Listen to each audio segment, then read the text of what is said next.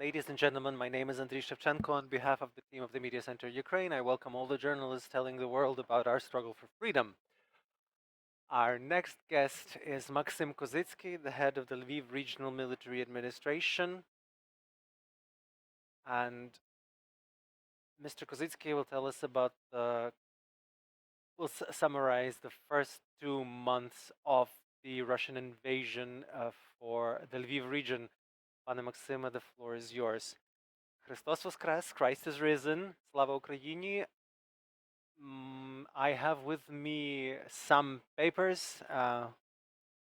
We'll probably have to deal with some numbers. So, 2 months. For 2 months, Ukraine has been fighting for its independence against Russia. Probably nobody expected us to fight and beat the enemy for 2 months and to hold the line as well and for as long. But we've done this. Ukraine has thwarted all of Kremlin's plans. We resist, we counterattack, we liberate the temporarily occupied territories. We make plans of renewing and rebuilding the state. We work in the rear, and we try to create safe places, including in Lviv. As far as the military, starting from February 24th, over 20 cruise missiles have been taken down by the air defense over Lviv, over the Lviv region, and over 20 drones of the enemy.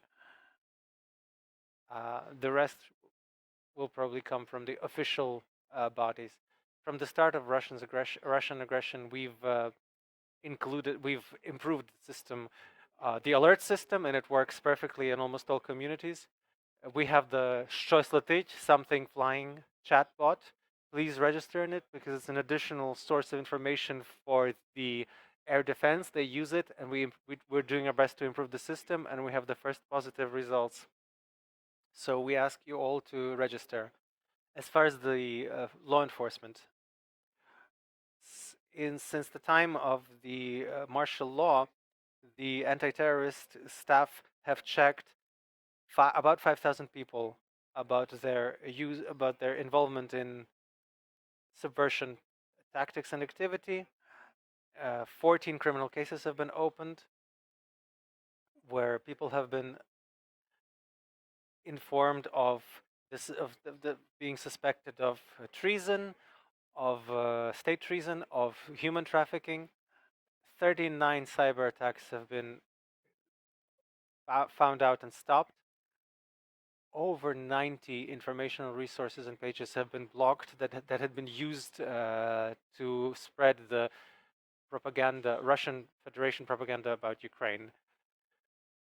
The administration has been provided critical infrastructure.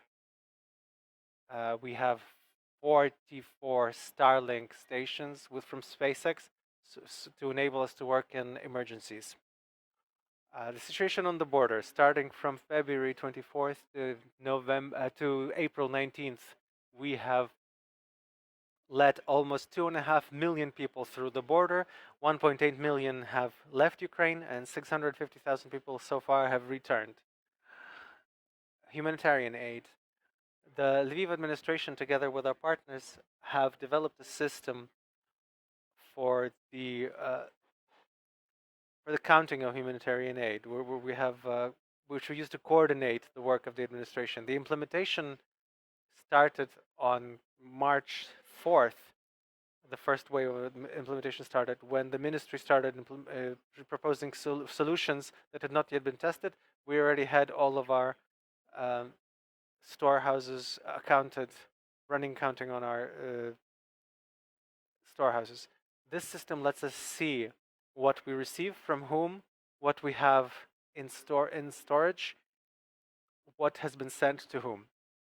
Access to this information, we can provide access to this information to anybody who is interested, including the governments and presidents who are interested. This decision has been working now in 21 regions. It started in Lviv. According to the Lviv Customs Office, the road traffic brought in 135 tons of humanitarian aid into the Lviv region. Of these, 43,000 tons were loads ultimately directed to organizations in the Lviv region. The Lviv regional military administration was received about 10% of the aid. All the other communities of the Lviv region also in 10% of the cases. Charity funds, religious organizations, and civil organizations received about 50% of all aid. Uh, the, the hospitals and the emergency service received about 15%.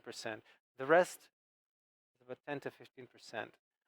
I would like to mention the funds and the organization that brought the most humanitarian aid. It's the Narodna Samoborona, Caritas, and the Free and the Concerned. They brought in about 5% of all of the goods coming into Lviv, to the Lviv region. From the start of the war, the storehouses, coordinated by the Lviv military administration, um, distributed about 900,000 tons of humanitarian aid. It was important for us to distribute all of this according to demands of the local administrations from other territories, particularly those in the combat area. The greatest recipients were Kiev region, Poltava, Kharkiv, and Dnipropetrovsk. Dnipropetrovsk,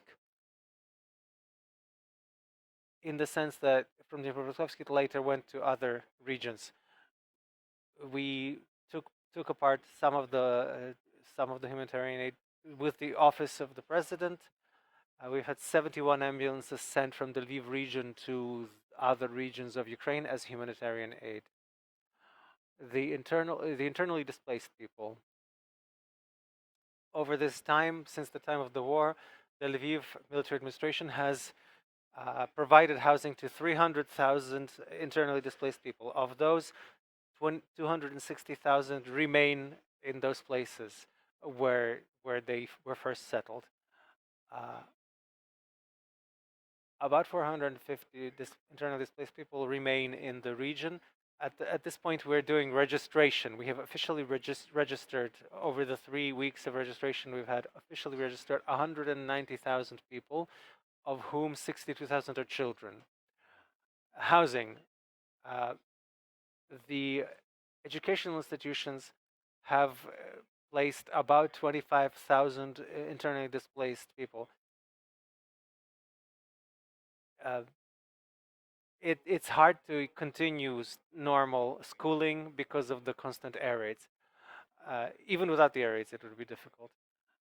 We're talking about possibly buying apartments that are in new construction. So we've done a database that can be bought, that the builders have available, that could be bought, and we're talking about right now we're in negotiations about the final price between the government and those contractors and those builders. We have found 156 objects on our part of unfinished construction, dormitories, colleges, sanatoriums, where in theory people could be housed if construction was completed. This would cost about 1.8 billion hryvnia. This would let us place 15,000 people. We have also approved a program of these kinds of first line of objects that could be repaired. This is a regional program. We plan to allocate 50 million hryvnia for this, and together with the communities, this will let us complete 13 objects, and this will let us take people out of schools and provide them better conditions for temporary settlement. We also collect areas where we can start building residencies, residential housing. We've had several such in the Lviv region that have full communication. We're waiting for the approval of a state program for the start of the construction of housing for IDPs. Payments and support for IDPs. The Cabinet of Ministers have resolved that the IDPs, adults, shall receive 2,000 hryvnia for support, and children shall receive 3,000 hryvnia. together with the Department of Social Protection and the World Food Program, as well as HCR, these UN organizations, UNHCR, we've had there have been 2 resolutions to support IDPs, also by these organizations. The World Food Program provides 2,200 hryvnias per person for food, and 2,200 from UNHCR for IDPs for housing. The program intends to cover 700,000 of, sorry, 500,000. So World Food Program intends to cover 500,000 people, and the HCR intends to cover 200,000. In the first month of war, we managed, I would like to thank here the World Food Kitchen and the local restaurant owners and volunteers. Who've managed to prepare over 1.3 million meals, hot meals. We've had tons of restaurateurs and makers and suppliers of food, and over the second month of the war, we've prepared 1.5 million meals, hot meals. 1 million of them. This was funded by the World Central Kitchen. 12 educational institutions and sanatoriums have been provided for in the first month. 35 tons of food have been provided for IDPs. Over the second month, the amount of products was 64 tons. The number of children from the Lviv region who were sent for treatment, for medical help abroad, we've had 560. Orphans from other regions who are housed in the Lviv region, we've had over 1,000 such orphans. Patients with mental health who have been located in the region, over 300 in the Lviv regional hospital. The number of seniors who have been placed in the Lviv region are over 200 people. We've sent almost 300 orphans abroad for medical help and other reasons. We've had 4,200 kids born in the Lviv region since the start of the war, including 368 born to IDPs. Alexander, can we leave some time for questions? Could you just give us a summary so that we switch to questions? Well, we're really involved in relocating businesses. There are 700 applications. Many have applied and are now moving. 45 have also supplied applications and they're waiting their turn. Over 50 companies have already started work. Over 1,000 new jobs created. Thank you. Questions? Yes.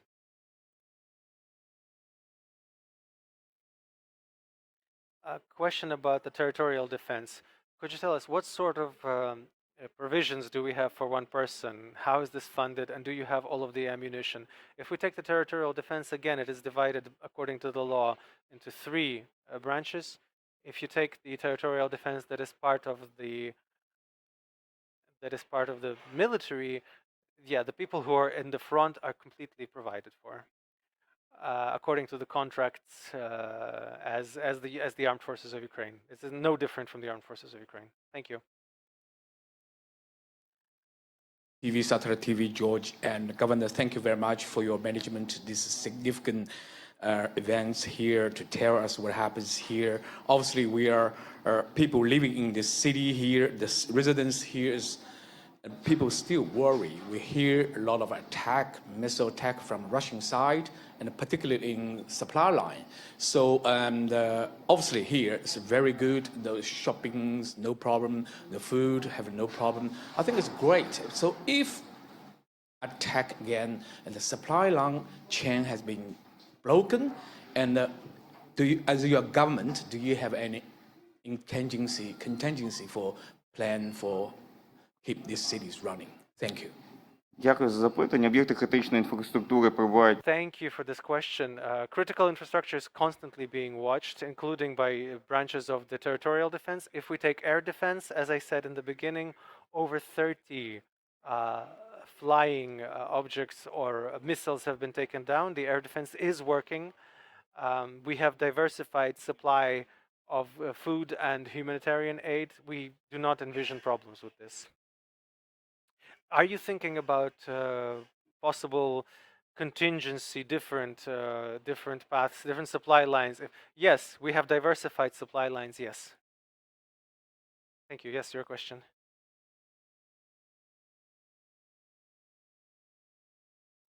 And what is your, you think that rail transport here in Lviv suffered any problems in the last few days? Ви знаєте, що була атака на тягу під You know, there was attack on substation of the railway. The work of the railway has been completely renewed. There are some delays in the train traffic, but the traffic has been renewed, and we're working. We're working as in normal, as normal. We know that previously you started a work group that was supposed to look for Russian companies in Ukraine, Russian-owned companies in Ukraine. Could you tell us, do you have a database working, and what is going to happen to them?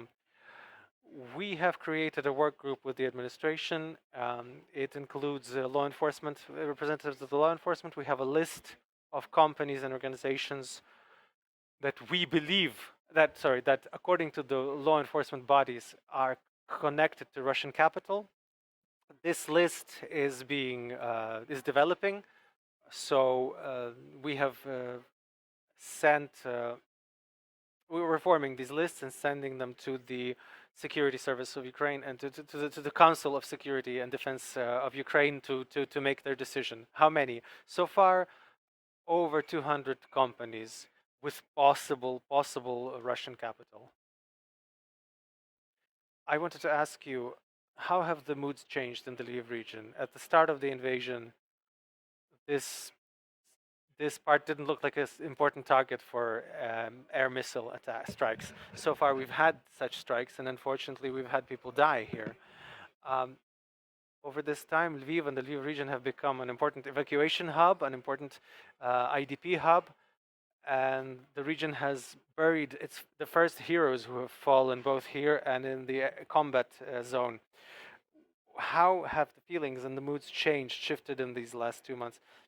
You know, it seems that I think that we sense a unity, there's a sense of unity over the past 2 months. There's a sense of unity between different political forces and different people in their desire to help those at the front and those who have relocated here. Of course, we can probably talk of some kind of accumulated tiredness, but my first sense is a sense of unity. A sense of unity in wanting to be useful and in wanting to help. This is what I'm feeling now. What do we know about the searches in Kozytskyy and Sokilniki? We know that there's active. That's a question about that has to do precisely for Russian capital in the territory of the region. At this point, this information is being prepared and it is being sent to the National Council of Security and Defense. Information is being confirmed. More questions? What would you say the economic component of the Lviv region? To what extent have you managed to stabilize this component? What's the financial story? I would like to give some numbers as well. So in terms of the budget, so as of April 27th, we've had 7.225 million hryvnia of taxes, which is 28% more than the same period last year. The regional budget has seen 1.172 million hryvnia, which is again by 30% exceeds the numbers for the same period last year. 350 million hryvnia came to the regional budget, which again exceeds the regional budget statistics for the same period last year. So far, we're overperforming, you could say. Could you summarize what sort of companies have relocated to Lviv, and have there been new companies and new producers that have been added? You know, many companies that have been relocated, they don't want to say that they have moved and where they have moved.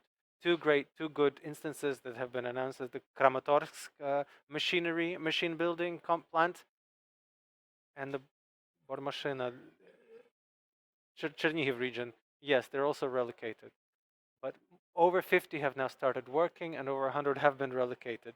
We have a regional program according to which we have decided to co-finance companies that are prepared to relocate. 100,000 hryvnia for relocation, 100,000 hryvnia for renewing or creating 20 jobs, and 500,000 hryvnia to ensure supply for these companies, specifically those who will register in the Lviv region. This is coming from the regional budget. Last question: how will Lviv after the victory will be different from the Lviv region before the war? I hope that after the victory, the Lviv region will retain its aura, its spirit, and will remain interesting to people for the same reasons that it was, through its traditions, through its possibilities of development, technology, and the possibility to live freely and safely. And also will be different in that we will remember that the Lviv region is part of a great Ukraine. And foremost in our hearts has to be the thought of the state. Thank you very much, Maksym Kozytskyy, head of the Lviv State